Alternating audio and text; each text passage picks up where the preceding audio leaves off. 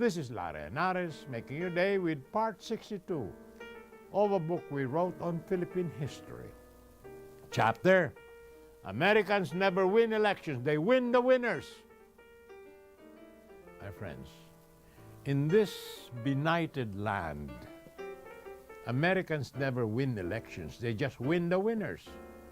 Once our leaders are in charge of the government, no matter how nationalistic they are, up to such time they revert to cloying obeisance before their American masters and to a sickening colonial mentality that it places the interests of Americans above that of Filipinos.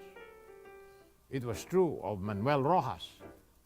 President Manuel Rojas, a great nationalist who gave the Americans their parity rights and military bases and forever unhinged the history of our republic. It was true of President Cory Aquino, who betrayed the legacy of her husband Ninoy, who adamantly opposed the bases and went on a shameful public display of colonial mentality, walking the streets to beg the Senate to let the Americans stay. Among the senators who voted against the bases are great nationalists, Erap Estrada, who, as our new president, now advocates the return of American sailors and soldiers to abuse our women, molest our children, and patronize prostitution. By God, we have shown that we can get along nicely without them, and I do not see any necessity for having them back unless we're hopelessly colonial and masochistic. Erap says that the military bases agreement involved the surrender of sovereignty, and that is why he was rightly against it. Today, he said, the issue involved in the visiting forces agreement is national security, and that is why he's campaigning to have it ratified by the Senate. Now that is a lot of bullshit. More about this after these messages. This is Henares making your day with part 62 of a book we wrote on Philippine history.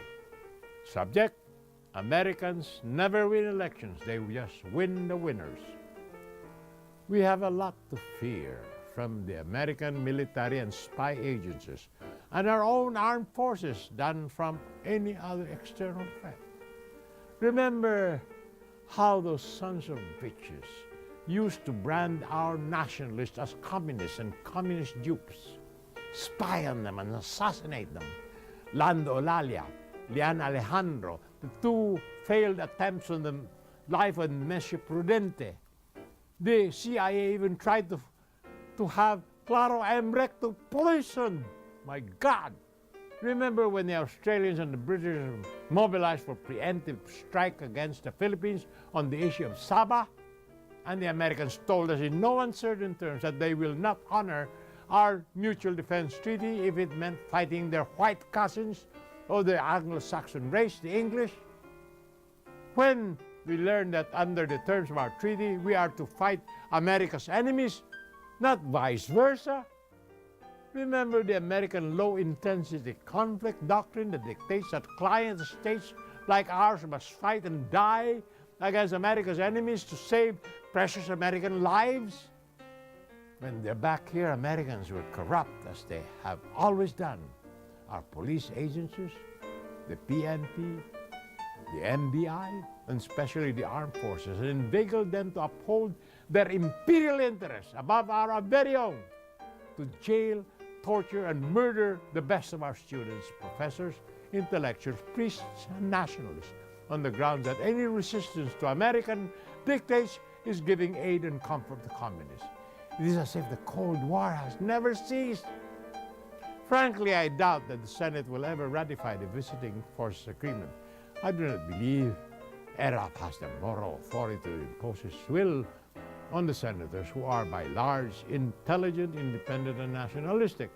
The churches, Catholics, and Protestants are against the BFA. So are the militant workers and farmers. So is the rightist and leftist fringe of the armed forces. So will Erap count to support the BFA? So far, only the Opus Dei and the Makati Business Club would do so. Ad maiorem Dei gloriam, numquam ad Americanum, to the greatest glory of God, but not to the greater glory of the Americans. Caveat extinctam ani, beware of these assholes, et fac ut gaudeam, and make my day. This is Larry Henares making your day, saying good day, God bless you. Thank you very much for being with us. Till next time, hasta la bye-bye.